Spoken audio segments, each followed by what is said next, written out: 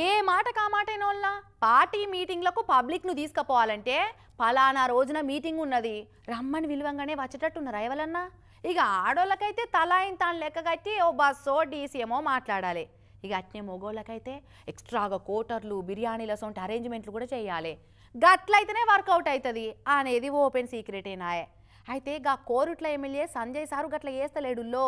BRS silver జూబ్లీకి పబ్లిక్ని తీసుకుపోయేందుకు పెళ్లి పత్రికలు వంచినట్టు ఆహ్వాన పత్రికలు కూడా వంచుతుండు. Korutla MLA Sanjay sir BRS silver jubilee మీటింగ్ను విజయవంతం చేసేందుకు గట్టిగానే కంకణం కట్టుకున్నట్టుండు కదా. కోరుట్లకి వెళ్ళి మినిమం 1,00,000 మందిని తీసుకుపోవాలని ఇట్లా టార్గెట్ పెట్టుకుంటూ ఏమో కానీ స్వయంగా సారే వాల్ రైటింగ్లు చేసిన ముచ్చట కూడా మనం చూసినాం. ఇక ఇటు చూడు,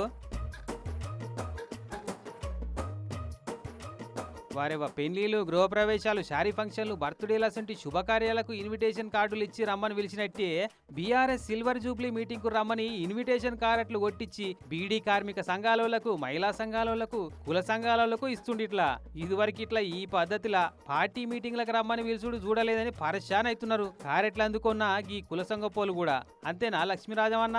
పెళ్లి పత్రికలు వివాహ పత్రికలు ఇవ్వంగా చూసినాం కానీ పార్టీ ఆవిర్భావ దినోత్సవం సందర్భంగా 25వ సంవత్సరం వార్షికోత్సవ సందర్భంగా ఈ రకంగా కూడా పత్రికలు ఇన్వైట్ చేయొచ్చునని ఈరోజు మా కోరుట్ల సంజయ్ అన్న గారు వచ్చి మా సంఘానికి వచ్చి పత్రిక ఇవ్వడం చాలా సంతోషకరమైన విషయం. ఇలానే ఎవరైనా కానీ పత్రికలు ఒక శుభకార్యంకు ఇస్తారు కాబట్టి ఇది శుభకార్యం అనుకోవాలి. దీన్ని మేము స్వాగతించినాము. ఏదో కరపత్రాలు ఇచ్చే కల్చర్ అయితే ఉండే గానీ గిట్లా పెళ్లి పత్రికలు వంచినట్టు పార్టీ మీటింగ్ పత్రికలు వంచుడే చిత్రం అనిపిస్తుంది.